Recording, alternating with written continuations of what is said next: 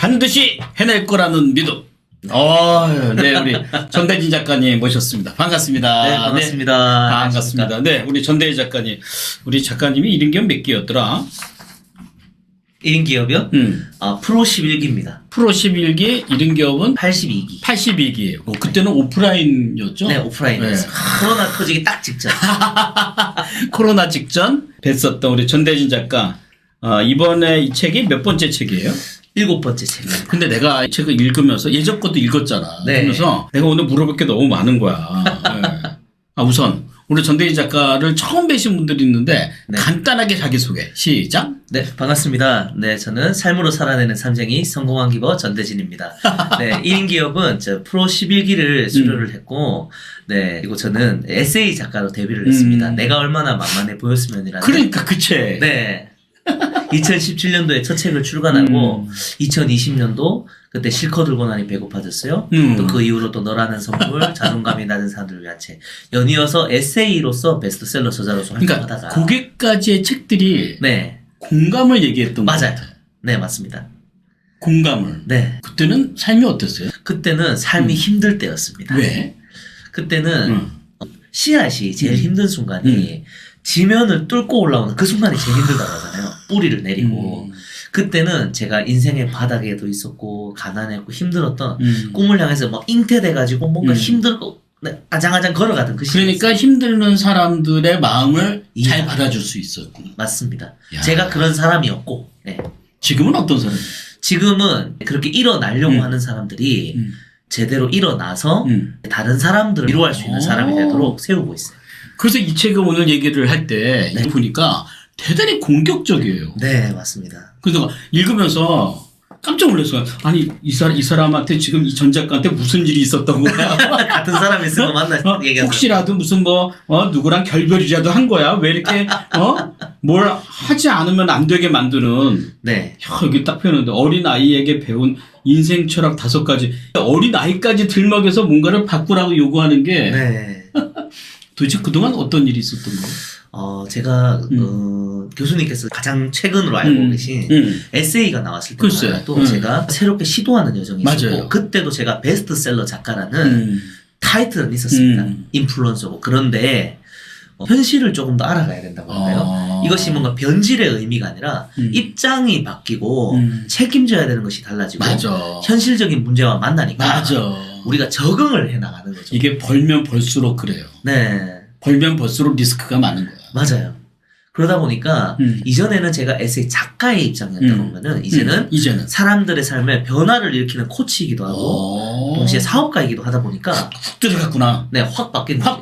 훅 들어가면서 네. 확 바뀌었군요. 맞아요. 입장이 바뀌어버린 거예요. 근데 들어가 보니까 어떻다. 그때도 또 다른 힘듦이 있지만 이게 참 뭔가 내가 힘들었던 삶에서 이제는 힘든 사람들이 삶이 변화되기 위해서 구체적인 대안을 주는 거니까 교수님께서 수업을 하시잖아요. 제가 그걸 들을 때 그때 저 입장에서 되게 공격적이셨거든요. 네. 내가? 네. 근데 제가 그 입장이 되니까 네, 이해가 되더라고요. 아니 그때는 내 입장에서도 잘하던 사람이 그런 사고가 좀 있었다고 해서 좌절하고 안 되는 이유를 찾으면 아니 당신 같으면 용납하겠어요? 그러니까 그게 공격 아닌 공격이 되는데 그럼 본인은 어떻든가요? 저 같은 경우에는 질문을 다시 한번 해주실 수 있어요? 그러니까 본인이 그렇게 훅 들어가서 그 사람들의 삶을 보니 어떻든가요? 그 마음에. 네. 사실 보니까요. 쉽게 말해서 비가 올 때 교수님 2가지 사람이 있더라고요. 비가 올 때? 비가 올 때 함께 비를 맞아주는 사람이 있고 우산을 씌워주는 사람이 있어요. 과거의 전대진은 함께 비를 맞아주는 사람이었어요. 근데 그렇게 하니까 요즘 비가 산성비라 가지고 둘 다 머리 빠져요. 근본적인 해결책이 아니라는 거였어요. 이제는 함께 우산을 씌워주는 사람이 되고 싶었어요. 근본적인 해결을 해주고 싶어서. 네. 그래서 어떤 방식으로 우산을 씌워주고 있나요? 일단 교수님 통해서 배웠던 이제 저의 핵심 가치 그리고 강점들이 있잖아요. 저는 사람들의 복잡한 문제를 해결해주는 해결해주는 능력. 그리고 공감 능력은 원래 강점이었고 그걸 전달하는 능력이 이거를 활용해가지고 사람들에게 콘텐츠라든지 책이라든지 혹은 코칭이라든지 다양한 형태로 사람들의 변화를 돕고 있습니다. 이 책에서 목차를 보니까 네. 네 가지로 되어 있더라고요. 첫 번째가 폭발적인 성장. 네. 그죠? 폭발적인 성장의 기술을 배우고 성장하라. 네. 예, 있고, 그 다음에 성공의 기술. 이것도 제가 물어보고 싶은데, 일단, 네. 폭발적인 성장. 본인이 생각할 때 본인의 폭발적인 성장의 때는 언제예요? 네. 폭발적인 성장이 일어났을 때는 이거 두 가지가 만났을 네. 때인 것 같아요. 한 단어로 말하면은 간절함인데 이 간절함은 두 가지로 쪼개지더라고요. 절박함과 절실함. 절박, 같은 거 아니에요? 절박함과 절실함. 절박함은 지옥을 탈출하고 싶은 마음이고요. 절실함은 천국을 소유하고 싶은 마음이에요. 야, 이거 대단하다. 절박함은 지옥을 탈출하고 싶은 거고, 절실함은 천국에 가고 싶은. 네, 천국에 들어가고 그렇지. 싶은 마음이에요. 네. 그러니까 마이너스 상태에서 벗어나기 위해서는 쉽게 말해서 가난이 죽기보다 싫었다. 맞아. 이거는 빨리 벗어나야 돼. 이거는 절대로 기쁠 수가 없어요. 이건 다크한 에너지예요. 이런 사람한테 감사일기 쓰라고 하면 안 됩니다. 맞아. 네, 이때는 오히려 일단 뛰어나가서 뭘 해야지. 맞아요. 이 결핍과 분노를 자원으로 쓰더라고요. 맞아. 네. 근데 계속 이렇게 살 수는 없잖아요. 이게 이제 벗어나고 나면은 그 다음 표대가 필요한데 그게 내가 꿈꾸고 바라고 기대하는 그런 삶을 이미 살고 있는 사람들 있잖아요. 맞아요. 그 사람 봐버리면 끝납니다. 맞아. 네. 그걸 딱 보면 현재의 나와 현재의 그들과의 갭이 딱 발성이 되겠죠. 그게 딱 보이고 그것만 보고 대부분의 사람들이 비교 의식을 가지고 열등감을 느끼는 그게 아니라 내가 저러한 모습이 되기 위해서 지금 뭐 해야 되지가 이게 인생을 바꾸더라고요. 그러면 전대진 작가의 이 폭발적인 성장의 때는 언제예요? 그거는 정확하게는 코로나 시기였습니다. 저는 코로나가 기회였어요. 그래, 맞아. 코로나 직전에 1인기업도 듣고 다시 뭔가 시작하고 어떤 변화가 있었을까? 제가 1인기업 처음 들었을 때 그 순간에는 제가 식당에서 매여 있었습니다. 그러다 보니까 이거를 마음껏 뭔가 시도할 수 있는 상황이 아니었어요. 그렇지. 그런데 코로나가 딱 터졌을 때 딱 그때 요식업이 힘들잖아요. 그때 당시에. 그때 여기서 탈출해가지고 나만의 길을 진짜 가봐야 되겠다. 그러던 시점입니다. 그때 1인기업 그때 수련을 다시 펼쳐봤죠. 보니까 이게 너무 진짜 필요한 내용이었던 거예요. 그러니까 그때 처음에 저를 만날 때 인플루언서였어요. 맞아요. 그리고 데이터 날리고. 네, 맞습니다. 그때 10만 팔로워가 날라가가지고 그때 감을 잡기 시작하고 그때 한 1년 정도의 기간이 있었는데 그 1년이 지나고 나서 코로나가 터지고 그때 지식 창업 1인 기업 이거를 시작하자. 폭발적이네. 네, 이때 딱 시작하는데 시작하고 한 달 만에 첫 매출이 1,000만 원이 넘었거든요. 이게 왜 그게 가능했냐면 교수님은 아실 거예요. 제가 무료로 만들을 했잖아요. 맞아요. 저는 이제 원래 하는 일을 하면서 무료 특강은 많이 했는데 상품이 세팅이 돼 있지 않았던 거예요.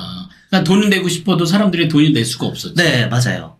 그렇다 보니까 뭐 책밖에 없잖아요. 책은 근데 해봤자 인쇄 얼마 안 되잖아요. 그렇다 보니까 상품을 세팅하는 순간 사람들이 구름대처럼 몰려오더라고요.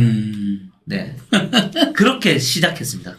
자, 우리 전 작가님의 폭발적인 성장. 이 두 번째가 인간관계 성공의 기술인데 한번 이 얘기를 듣고 싶어요. 인간관계란 쌍방향의 커뮤니케이션이잖아요. 맞습니다. 근데 왜 인간관계의 기술을 나에 두었을까? 왜냐면은 그 스티븐 코비 박사에게 성공하는 사람들의 7가지 습관 보면 첫 번째가 주도성인데 주도성이죠. 거기서 영향력의 원과 관심의 원이 나오잖아요. 그 원이 있죠. 관심의 영향력. 그러니까 내가 관심이 있어도 내가 통제 불가능한 범위인 경우가 많잖아요. 그러니까 내가 통제 가능한 영역만 우리가 변화시킬 수가 있더라고요. 그러니까 나만 내가 바꿀 수 있어요. 상대방은 내가 조정할 수도 없고 바꿀 수도 없잖아요. 그래서 영향력의 원에 관심. 다시 말해 내가 통제 가능한 것은 나밖에 없기 때문에 나에게 중심을 두었고요. 예를 들어서 진정한 친구를 만나야 된다고 하면은 사람들이 꼭 하는 말이 그런 사람이 세상에 어디 있어요? 그럼 제가 물어보는 게 당신이 그런 사람이 되어주면 되잖아요. 그렇지. 맞아요. 그건 좀이라고 하는데 지금 앞에 컵이 2개 있는데 자 여기에 만약에 사람과 사람 사이에 다리를 만약 세운다고 했을 때 제가 이거 다 들 수가 없으니까 이렇게 있다고 하면은 요게 신뢰라고 했을 때 이 신뢰가 세워지기 위해서는 밑에 근거의 다리가 그렇지. 필요하잖아요. 맞아요. 근데 이 다리가 아무것도 없는 상황에서 누군가는 세워야 되잖아요. 최초의 다리를. 근데 그게 없으면 다리가 무너지지. 네, 없잖아요. 아무것도 없잖아요. 근데 다른 상대방한테 요구하면은 그 상대방의 영역이라서 될지 안 될지 모르지만 내가 할 수 있는 거는 이건 내가 할 수가 있잖아요. 네. 근데 내가 0에서 1이 돼버리는 순간에 이쪽에 상대가 있어야지. 이제 상대가 이렇게 되더라고요. 그래서 나로부터 비롯되는 변화 그런 의미였습니다. 이렇게 두 가지의 컵이 지금은 크기가 같지만 한쪽이 커질 수도 있잖아요. 네, 맞습니다. 그러면 그쪽이 커지는 만큼 나도 커져야 되고. 맞습니다. 그 균형을 맞출 수 있겠네요. 네. 야, 또 한편으로는 그러네. 한쪽이 크다는 건 내리사랑이잖아요. 맞아. 그러니까 인간관계는 쌍방향 커뮤니케이션이지만 출발점은 나에서부터 출발한다. 맞습니다. 또 인생을 바꾸는 거, 행동을 바꾸는 거 엄청 강요합니다. 네. 맞습니다. 엄청 강요하는데 네. 내가 보면서 내가 아는 전대진 작가는 이렇게 강요하는 사람이 아닌데 엄청 강요하고 있어요. 자, 네. 그러면 반드시 해낼 거라는 이 믿음을 가지고 이 책을 읽은 독자가 어떻게 됐으면 좋겠어요? 괜찮아, 일단, 솔직하게. 네. 일단 최소한의 내가 할 수 있는 액션을 취했으면 좋겠습니다. 내가 시도한 것만 나의 근육이 됩니다. 그렇지. 내가 들어본 무게만 내가 들 수 있습니다. 옆에서 누군가가 운동을 하다 보면 보조를 해줄 수 있거든요. 하지만 결국 내가 들어야 되는 거예요.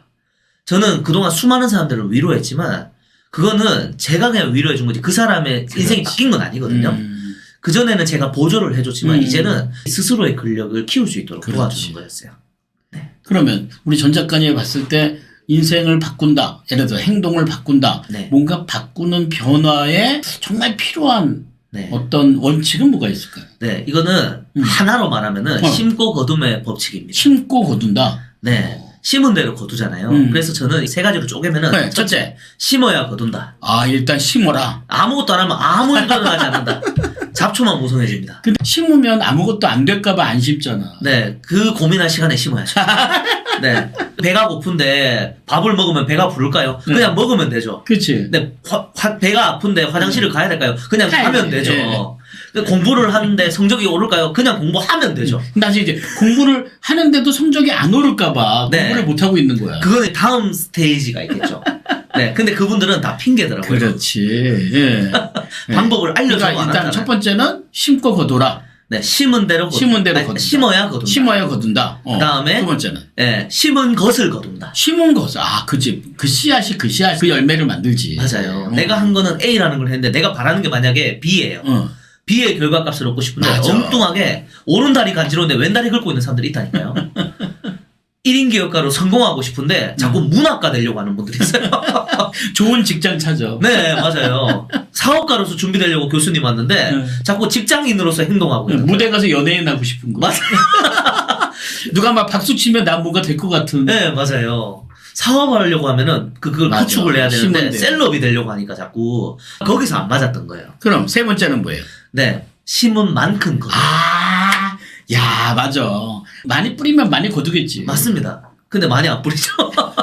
사람들이 이 도둑놈 심보가 있기 때문에 조금 심어놓고 많이 거두려고요. 왜 많이 안 뿌리냐 그랬더니 네. 저 사람은 조금만 뿌렸는데 많이 거뒀는데 내가 많이 뿌리면 억울하잖아요. 네, 그거는 네, 인생이 사람마다 이제 다르죠. 맞아. 준비된 씨앗의 역량이 다르고 다 다른 거죠. 그래요.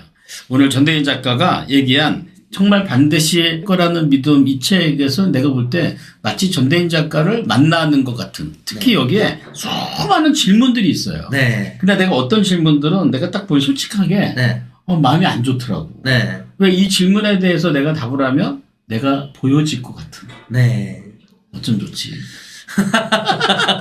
그게 진짜 의도했던 겁니다. 맞아요. 제가 사실 멋있는 문장으로서 사람들 감동시키는 게 아니라 결국 독자와 대화하는 거잖아요. 제가 교육을 진행할 때도 그렇더라고요, 교수님. 교수님께서 예전에 그렇게 얘기하시더라고요. 여러분, 어떤 모임을 진행할 때 주최자가 혼자 신나서 말 길게 하면은 그럼 다른 사람 불편해져. 망한 거다, 그거는. 참여한 사람들이 신나게 말할 수 있도록 만들어주는 게 그게 성공이다. 그것 때문에 탈모 현상 있는 사람도 있어요. 하고 싶은 얘기 못했다고. 네. 나 독서 모임 안 할래요. 나 이러려고 독서 모임 한 거 아닌데. 네. 마찬가지예요. 책도 맞아. 저자 혼자 실컷 이야기하는 게 있고 독자들이 공동 저자가 되어서 만들어가는 이런 생각을 하게 되었을까.